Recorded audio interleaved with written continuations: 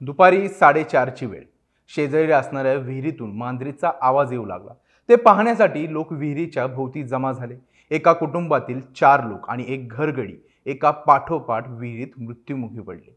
नगर जिल्ह्यातील नेवासा तालुक्यातील या घटनेने संपूर्ण जिल्हा हादरला आहे. नेमकं काय घडलं जाणून घेऊया या व्हिडिओच्या माध्यमातून. तुम्ही स्क्रीनवरती पाहणारे व्हिज्युअल पहा. या विहिरीभोवती जमलेले लोक हे 5 लोकांना वाचवण्यासाठी जमले आहेत, पण त्यांना वाचवणं काही शक्य झालं नाही. शेण आणि जनावरांचं मलमूत्र जमलेल्या जुन्या विहिरीतील गाळामध्ये पडलेल्या मांजरीला वाचवण्याच्या प्रयत्नात एकामागून एक अशा 5 जणांचा विहिरीत पडून मृत्यू झाला. विहिरीतील विषारी वायूमुळे बेशुद्ध होऊन 6 जण विहिरीत पडले. त्यांच्यापैकी एकाला वाचवण्यात यश जरी आलं असून तर त्याच्यावरती आता उपचार सुरू आहेत. ही घटना आहे नेवासा तालुक्यातील वाकडी येथील. मंगळवारी दुपारी 4:30 वाजता ही घटना घडली होती. मृतदेह बाहेर काढण्याचे काम रात्री उशिरापर्यंत सुरूच होते. या घटनेमध्ये बबलू काळे, अनिल काळे, माणिक काळे, संदीप काळे, बाळासाहेब गायकवाड यांचा मृत्यू झाला आहे. नगर येथील रुग्णालयात विजय काळे यांच्यावरती आता उपचार सुरू आहेत. वाकडी येथील अनिल काळे यांच्या शेतावरती वस्तीलगत एक जुनी विहीर होती. कमी खोली असल्याने त्यामध्ये जनावरांचे शेण, मलमूत्र साठवले जात होते. या विहिरीमध्ये मांजर पडली. त्याला वाचवण्यासाठी विशाल उर्फ बबलू काळे हा विहिरीत उतरला. तो बाहेर आला नसल्याचे लक्षात आल्यावरती त्याचे वडील अनिल काळे विहिरीत उतरले. तेही वर आले नाहीत. हे पाहून शेजारच्या शेतात असलेले बाळासाहेब गायकवाड त्यांच्या मदतीसाठी विहिरीत उतरले, पण तेही काही वरती आलेच नाहीत.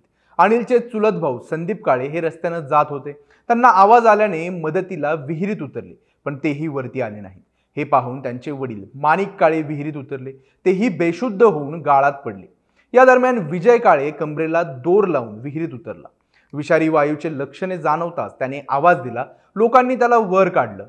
त्याची प्रकृती बिघडल्याने त्याला नगरच्या रुग्णालयात दाखल करण्यात आले.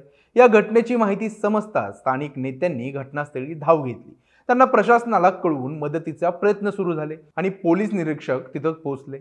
आपल्या कर्मचाऱ्यांसह घटनास्थळी दाखल झाले. पाणी उपसण्यास सुरुवात केली. नगर, श्रीरामपूर, संभाजीनगर येथून विशेष पथकं बोलवण्यात आली. रात्री उशिरापर्यंत मृतदेह काढण्याचे प्रयत्न ग्रामस्थांनी विहिरीत पंप टाकून सुरू ठेवले होते. पण झालं काय? 5 जणांचा या घटनेमध्ये मृत्यू झाला आहे. यामुळेच आता अशा विहिरींच्या जवळ जाताना सतर्कता बाळगण्याची प्रशासनाकडून माहिती देण्यात येत आहे. तुम्हाला काय वाटतं? या घटनेला काय कारणीभूत आहे? आम्हाला कमेंट करून जरूर कळवा. महाराष्ट्रातील सर्व बातम्यांचे विश्वासार्ह व्यासपीठ.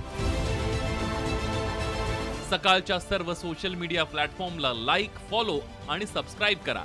तसंच सर्व नोटिफिकेशनसाठी बेल आयकॉन प्रेस करायला विसरू नका.